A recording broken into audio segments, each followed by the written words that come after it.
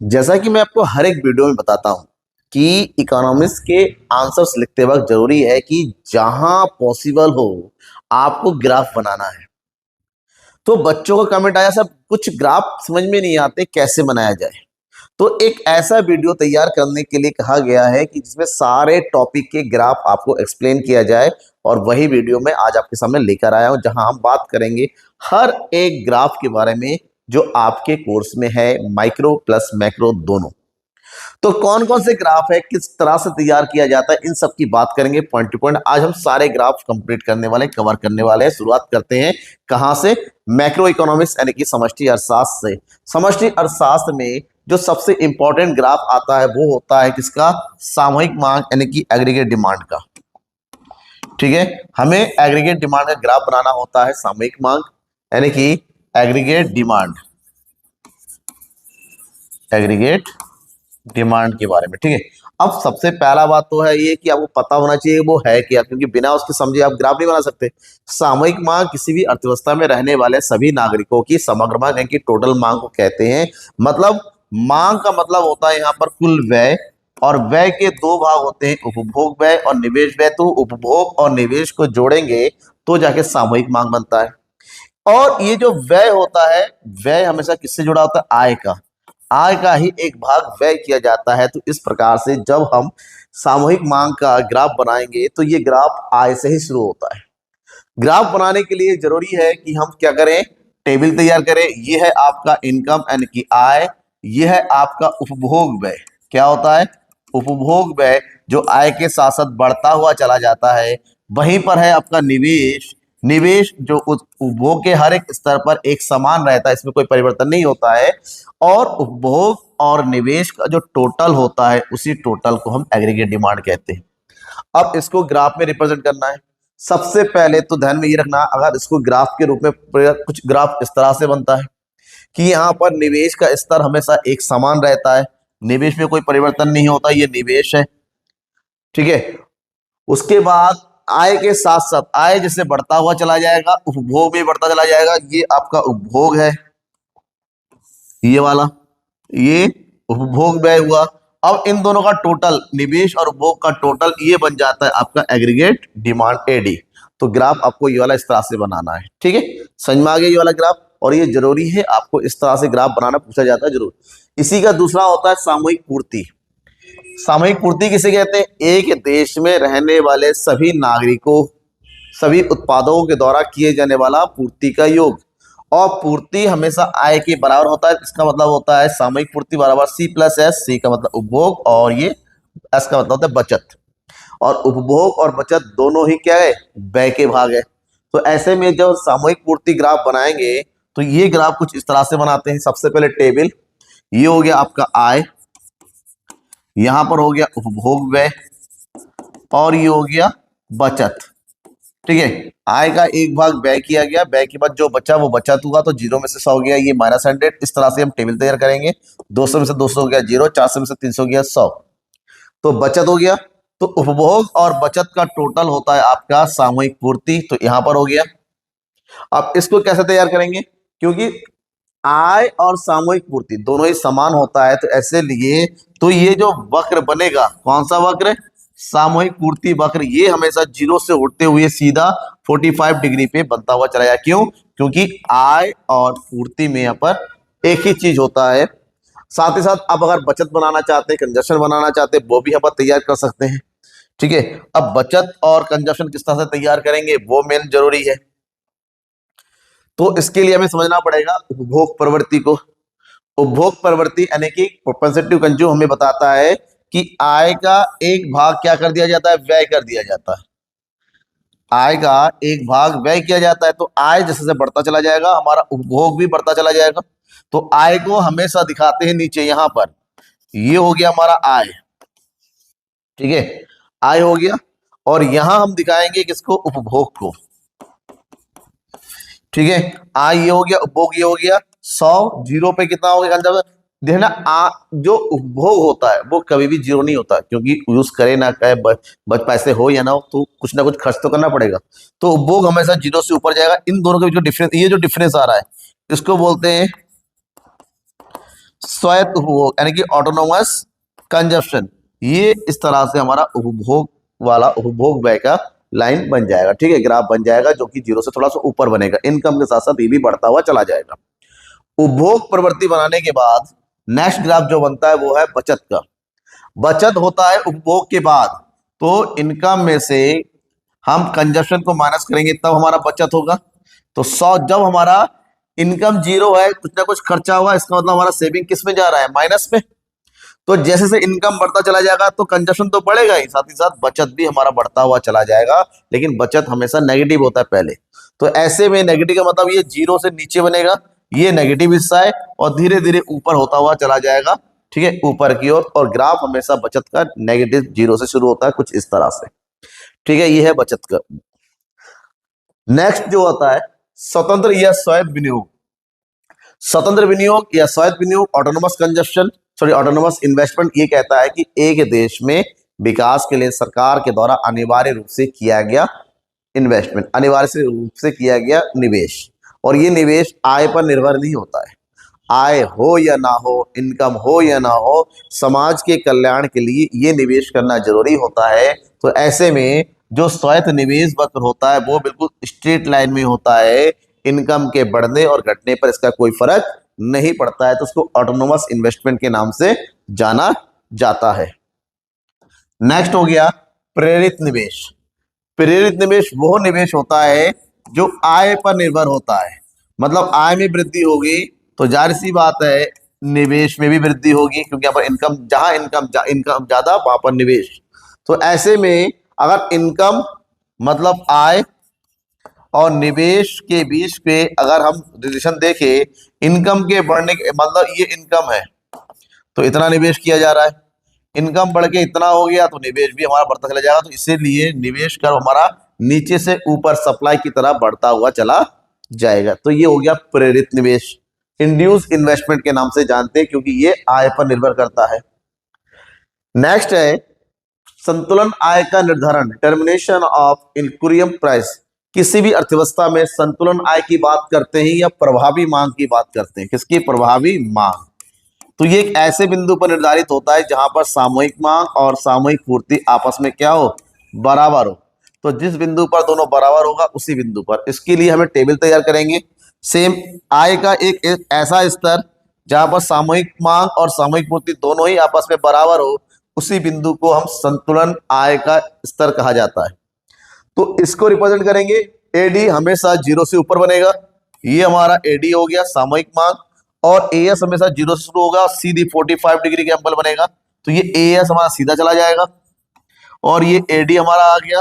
दोनों जिस बिंदु पर बोलेंगे इसी बिंदु को बोलेंगे क्या चीज, संतुलन आएगा। ये हमारा वाई जो है यहाँ पर ये वाला पॉइंट, इसको बोलेंगे हम क्या चीज, पूर्ण रोजगार स्तर। क्या चीज? पूर्ण रोजगार। कहने का मतलब होता है सबको पूर्ण रोजगार मिल चुका है, क्योंकि यहाँ पर आय स्तर पर मांग और पूर्ति दोनों ही बराबर है। तो ये ग्राफ आपको बनाना है जब भी आपको संतुलन आय की बात कहा जाएगा। अक्सर ये क्वेश्चन एग्जाम में आता है, तो ग्राफ इसी तरह से बनाना है।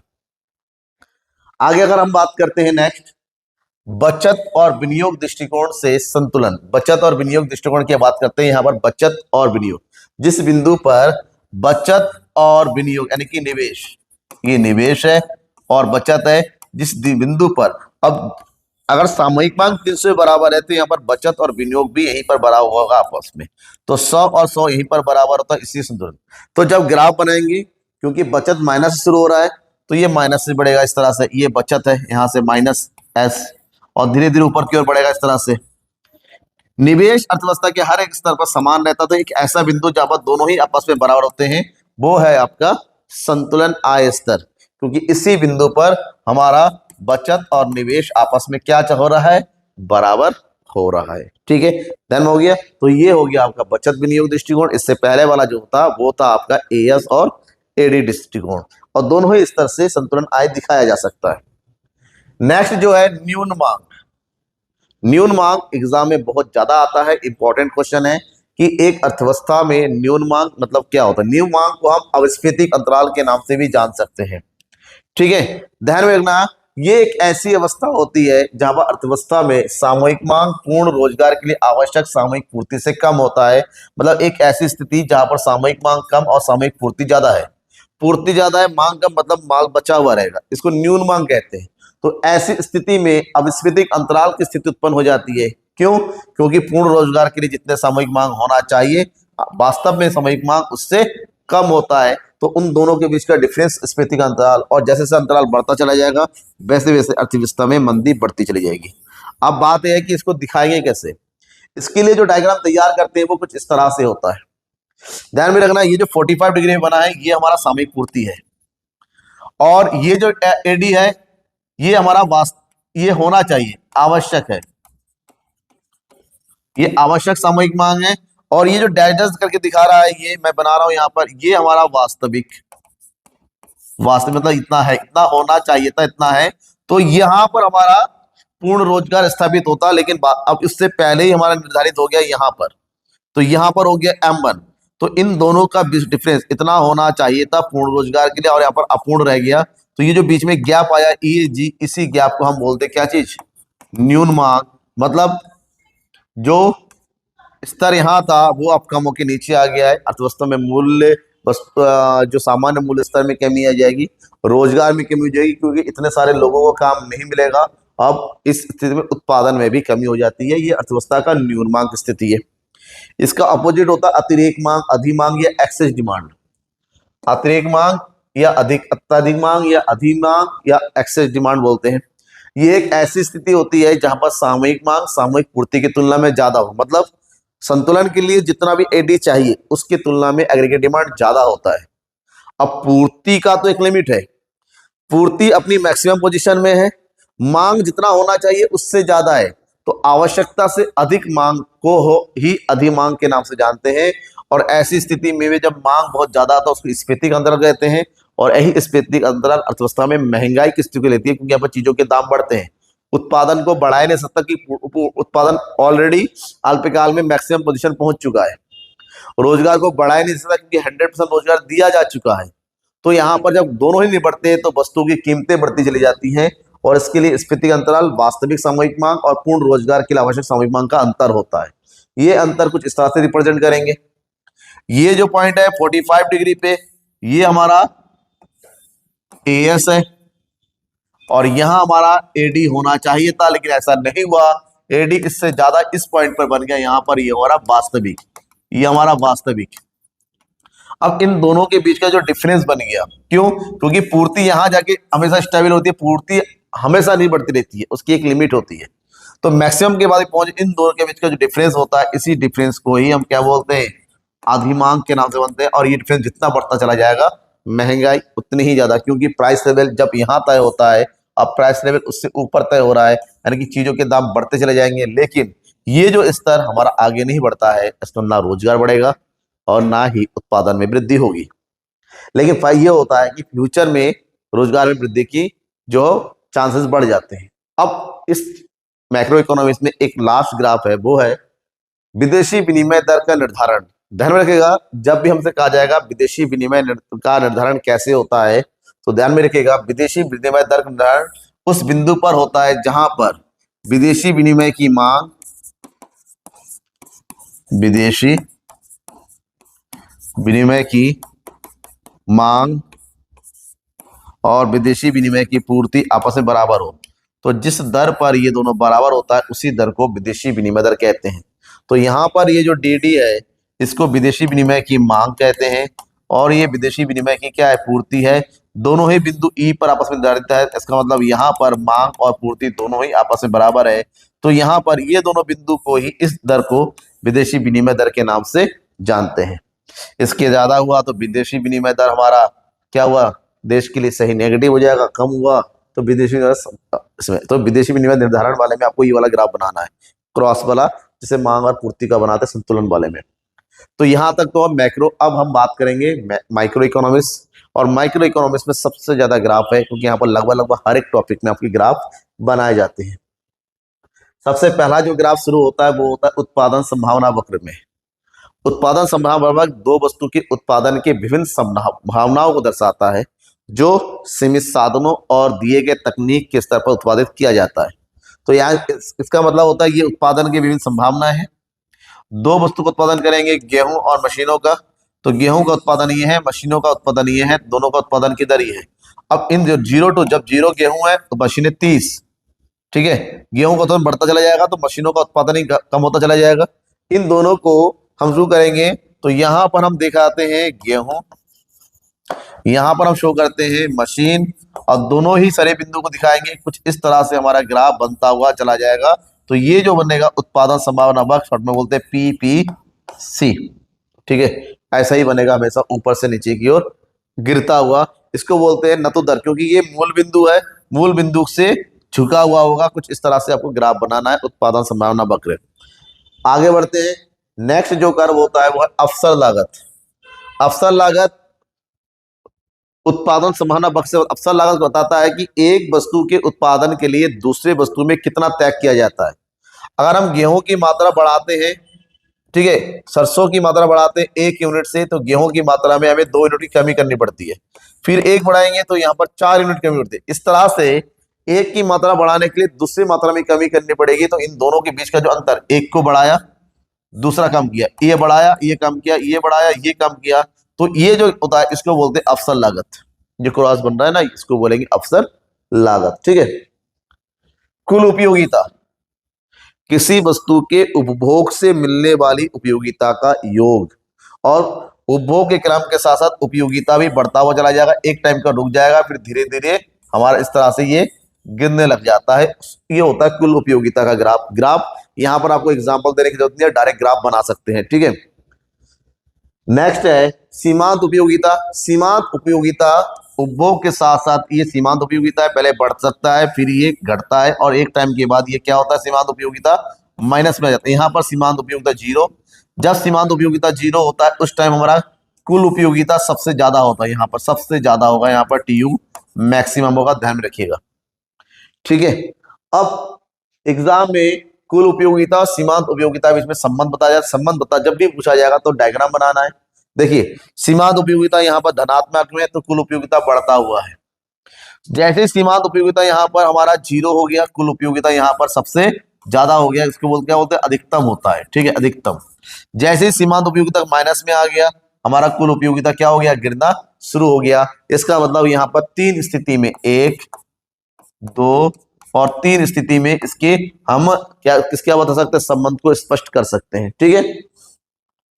आगे हो गया उदासीनता वक्र, तटस्थता वक्र। उदासीनता वक्र उत्पादन के विभिन्न संयोगों को दर्शाता है, जहां पर एक उपभोक्ता उपभोग करने की आशा रखता है। तो उदासीनता वक्र की सबसे खास बात है कि यहाँ पर कभी भी कोई बिंदु 0 नहीं होता है। ये विभिन्न संयोजन है, ये हो गया ABCD। ये एक वस्तु A है और ये वस्तु B है। ये X मानते हैं, Y मानते हैं। ये हो गया 1 2 3 4, ये हो गया 12 6 4 3। तो X वस्तु का उत्पादन बढ़ाने के लिए Y वस्तु का सही उपभोग करने के लिए Y वस्तु का कम करना पड़ेगा।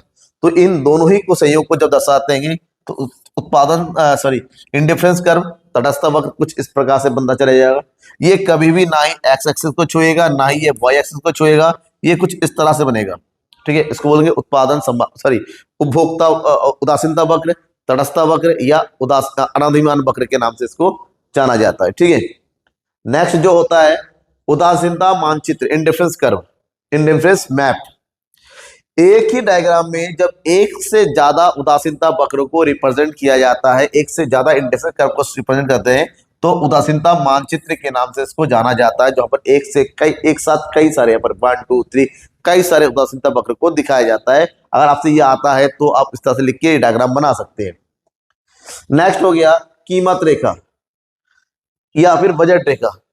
एक उपभोक्ता हमेशा एक निश्चित समय पर अपनी आय और वस्तु की दी हुई कीमत पर क्या बनाता है, संयोग बनाता है कि मेरी इनकम इतनी है, इस वस्तु की कीमत इतनी है, इस वस्तु की कीमत इतनी है। अब इसी आधार पर हम क्या करेंगे, बस उसको खरीदेंगे। तो कीमत और आय से जो भी कॉम्बिनेशन बनेगा, जैसे मान लीजिए एक के पास 100 रुपए है, 2 वस्तु खरीदना है, यहां पर हम लिखेंगे संयोग। तो वस्तु एक X खरीदना है और वस्तु Y खरीदना है। तो 100 रुपए का यूज करना है। तो 100 रुपए का यूज करने के लिए संयोग ये बनता है कि एक का 100 रुपए यूज कर ले, दूसरे का 0। बी संयोग ये कहता है अगर इसका 10 यूज करेंगे तो इसका 90 रुपए यूज कर सकते हैं। सी ये कहता है अगर इसका 50 रुपए यूज करेंगे तो उसका 50 रुपए यूज कर सकते हैं। डी ये कहता है कि अगर इसका 60 यूज करेंगे तो इसका 40 यूज कर सकता है। ये कहता है कि अगर इसका 20 यूज करते हैं तो इसका 80 यूज कर सकते हैं, सॉरी 80 तो इसका 20, और ये कहता है इसका अगर 100 यूज करेंगे तो ये 0।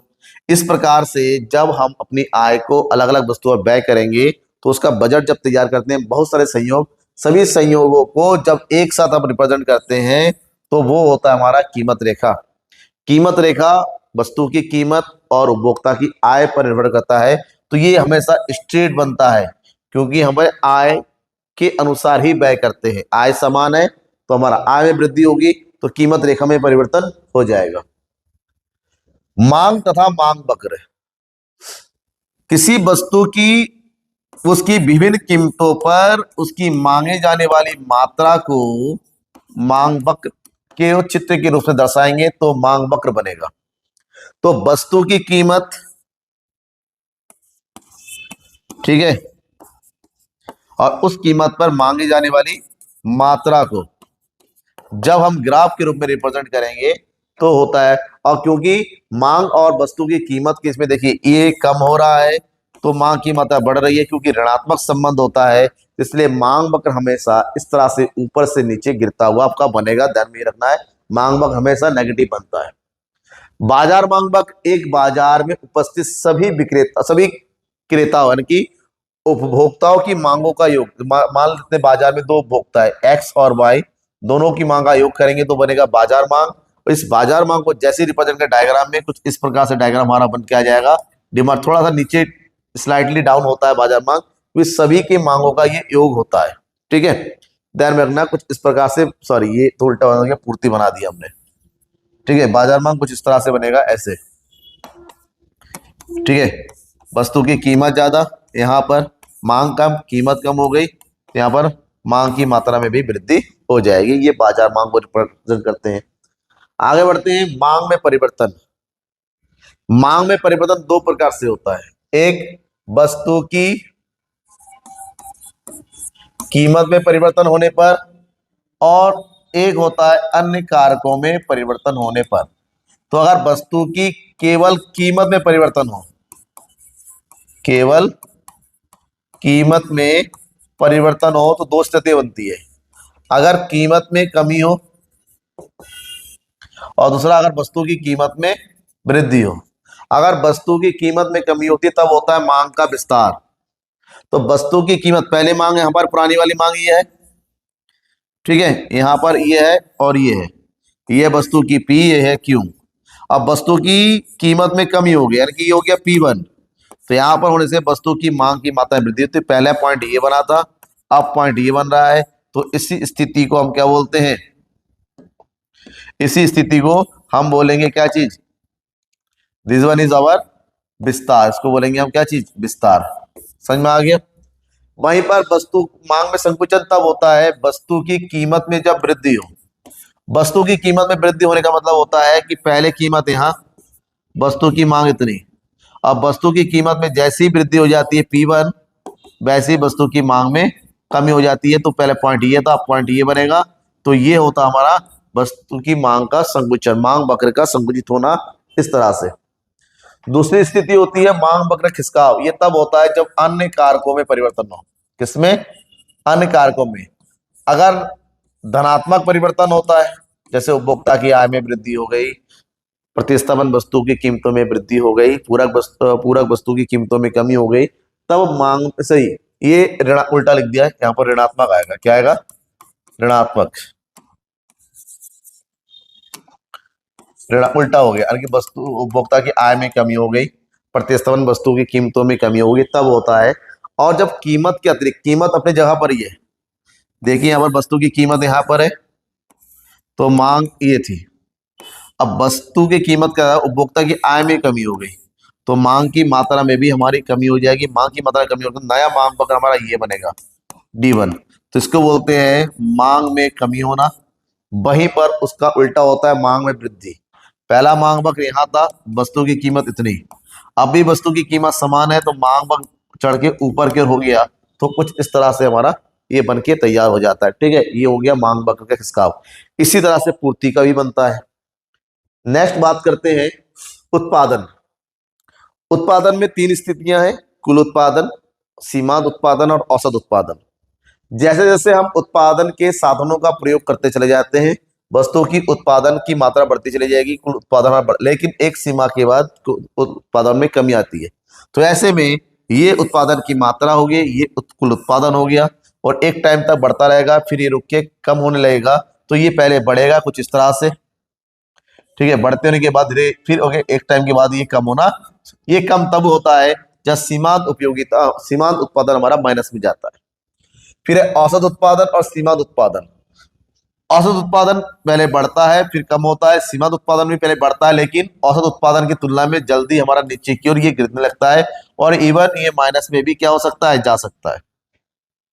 और सीमांत उत्पादन माइनस में तब जाएगा जब हमारा कुल उत्पादन गिरने लगता है, कम होने लगता है। ठीक है, नेक्स्ट पॉइंट है उत्पादन लागत। अगर उत्पादन लागत की बात करते हैं तो सबको एक एक पढ़ते हैं। सबसे पहले कुल स्थिर लागत। स्थिर का मतलब होता है उत्पादन बढ़े या घटे इस लागत में कोई परिवर्तन नहीं होता है, मतलब खर्चा करना पड़ता है। जैसे कमरा किराए पे लिया, बिक्री हो या ना हो किराया देना पड़ेगा। लोन लिया है, काम हो ना हो इंटरेस्ट देना पड़ेगा। ठीक है, इंश्योरेंस कराया है, कुछ हो या ना हो इंश्योरेंस प्रीमियम पे करना पड़ेगा। तो ऐसे लागत को स्थिर लागत, क्योंकि उत्पादन बढ़ने का घटने का इसका कोई मतलब नहीं है। ऐसे में कुल स्थिर लागत हमेशा एक्स एक्सिस के समांतर होता है, कुछ इस तरह से बनाया जाता है। कुल परिवर्ती लागत, टोटल वेरिएबल कॉस्ट, ये डिपेंड करता है उत्पादन कर। उत्पादन की मात्रा बढ़ेगी तो ये लागत भी बढ़ेगी, क्योंकि उत्पादन की मात्रा बढ़ाने के लिए ऐसे साधनों का प्रयोग ज्यादा किया जाएगा, रॉ मटेरियल का प्रयोग किया जाएगा, श्रमों की मात्रा बढ़ाया जाएगा। इसका मतलब ये हुआ कि उत्पादन के बढ़ने के साथ साथ परिवर्तित लागत में भी हमारी वृद्धि आती चली जाती है। ये भी जीरो उत्पादन तो जीरो लागत, ज्यादा उत्पादन तो ज्यादा लागत। अब इन दोनों का ही टोटल होता है कुल लागत। किसी भी वस्तु के उत्पादन के लिए किया गया कुल व्यय, तो इसका मतलब होता है यहाँ पर स्थिर लागत भी होगा, यहाँ पर कुल लागत भी होगा, और इन दोनों का टोटल होता है यहाँ पर, सॉरी, कुल परिवर्तित लागत कुल स्थिर लागत दोनों का टोटल होता है, जो कि हमेशा कुल स्थिर लागत के बराबर से ऊपर की ओर जाता है। क्यों? क्योंकि यहाँ देखिए कुल स्थिर लागत ये हुआ, कुल परिवर्तित लागत ये हुआ, इन दोनों का टोटल होता है हमारा कुल लागत। ठीक है, कुछ ग्राफ ऐसे बनाएंगे आप। आगे बढ़ते हैं औसत लागत। औसत लागत को मतलब कुल लागत को उत्पादन की मात्रा से अगर भाग करते हैं तब हमारा औसत लागत होता है। तो कुल लागत तो बढ़ता हुआ रहता है, लेकिन उत्पादन की मात्रा के साथ साथ एक टाइम के बाद लागत हमारा ये कम होता है, फिर ये बढ़ना शुरू हो जाता है। औसत लागत हमेशा यू आकृति का बनेगा, कुछ इस तरह से बनेगा हमेशा। जितना भी औसत लागत है, चाहे नॉर्मल औसत लागत हो, औसत स्थिर लागत हो, औसत परिवर्तनशील लागत हो, ये सारा हमारा ये कुल स्थिर लागत है। क्योंकि कुल स्थिर लागत में स्थिर लागत तो हमारा एक समान रहेगा, उत्पादन की मात्रा बढ़ती चली जाती है। इसका मतलब होता है कुल औसत स्थिर लागत हमेशा ऊपर से नीचे की ओर गिरेगा, लेकिन कभी भी ये जीरो नहीं हो सकता, एक्स को टच नहीं करेगा। कम होगा लेकिन एक्स को कभी टच नहीं करेगा, कुछ इस तरह से बन के फिर पैरेलल होता चला जाएगा। नेक्स्ट है औसत परिवर्तनशील लागत। ये भी पहले ही ये लागत कम होगी, उत्पादन के साथ साथ धीरे धीरे बढ़ती हुई चली जाती है, कुछ इस तरह से बनेगा औसत परिवर्तनशील लागत। और इसी प्रकार से बनेगा हमारा सीमांत लागत भी यू आकृति, लेकिन इसका आकृति थोड़ा सा फ्लैट होता है, पहले इस तरह से होता है, कुछ इस तरह से बनता है। ठीक है, इसकी बढ़ने की रफ्तार तेज होती है। आगम, उत्पादन की सभी मात्रा का बिक्री करेंगे तो जो मिलेगा उसी को कुल आगम कहते हैं, क्योंकि बिक्री की सभी इकाइयों को जोड़ देते हैं। तो ऐसे में कुल आगम धीरे धीरे बढ़ता हुआ रहता है, फिर एक टाइम घट जाता है, फिर हमारा घटने स्थिर होने के बाद घटना शुरू हो जाता है। ये भी हमारा कुछ देखिए, कुल उपयोगिता, कुल उत्पादन और कुल आगम, इन तीनों का वक्र एक जैसा बनता है, चाहे औसत की बात करते हैं चाहे सीमांत की बात करते हैं। ठीक है, यहाँ पर देखो औसत आगम और सीमांत आगम। सीमांत आगम कुछ इस तरह से होता है, फिर नीचे घटने लगता है। औसत आगम हमेशा नीचे और गिरता हुआ, लेकिन कभी भी ये एक्स को टच नहीं, क्योंकि औसत आगम ही कीमत है और कीमत कभी भी कम हो सकता है लेकिन कभी भी जीरो नहीं हो सकता। लेकिन सीमांत आगम हमारा पहले बढ़ सकता है, फिर हमारा ये ऋणात्मक आ सकता है, ध्यान में ये रखना है ऋणात्मक। और जिस बिंदु पर ये यहां पर टच करेगा उसी बिंदु पर हमारा कुल आगम सबसे ज्यादा होता है, मैक्सिमम होता है। ठीक है। पूर्ण प्रतियोगिता में आगम वक्र, अगर एक पूर्ण प्रतियोगिता में आगम वक्र की बात करते हैं, पूर्ण प्रतियोगिता कुल आगम बिल्कुल सीधा बनेगा, स्ट्रेट, क्योंकि वस्तु की कीमत यहाँ पर एक समान होती है, और यहाँ पर सीमांत आगम और औसत आगम भी एक समान होते हैं, स्ट्रेट, क्योंकि औसत आगम और सीमांत आगम में देखिए कोई परिवर्तन नहीं होता है। कुल आगम स्थिर दर से बढ़ता है, तो इसलिए मतलब ये स्ट्रेट लाइन में होता है, कुछ इस तरह से बनाया जाएगा पूर्ण प्रतियोगिता में। पूर्ण प्रतिस्पर्धा में फर्म का संतुलन, अगर पूर्ण प्रतिस्पर्धा में फर्म के संतुलन की बात करते हैं तो यहाँ पर कुल आगम में तो कोई परिवर्तन नहीं होता है, लेकिन कुल लागत में परिवर्तन होता है। तो इस तरह से होता है, जिस बिंदु पर सबसे ज्यादा गैप उसी बिंदु पर हमारा क्या होता है, असंतुष्टि का बिंदु हो जाता है, कुछ इस प्रकार से दिखाएंगे।